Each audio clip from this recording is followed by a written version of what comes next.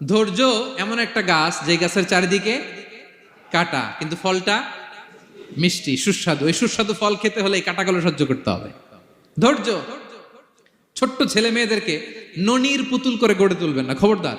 ওদেরকে কষ্ট সহিষ্ণু করে গড়ে তুলবেন। আপনি থাকতেই কষ্ট করা শিখান, তার জীবনটা স্মুথ হবে, তার ক্যারিয়ারটা ব্রাইট হবে, তার ভবিষ্যৎটা সুন্দর হবে। ছেলে মেয়েরা কিছু চাইলেই সাথে সাথে দিবেন না।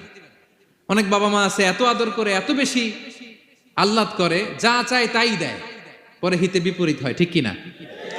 ছেলে মেয়েকে অভাব শেখান, ছেলে মেয়েকে কষ্ট শেখান, ওদেরকে সংগ্রাম শেখান, প্রতিকূল পরিবেশে কি করে টিকে থাকতে হয় এটার সবক শেখান।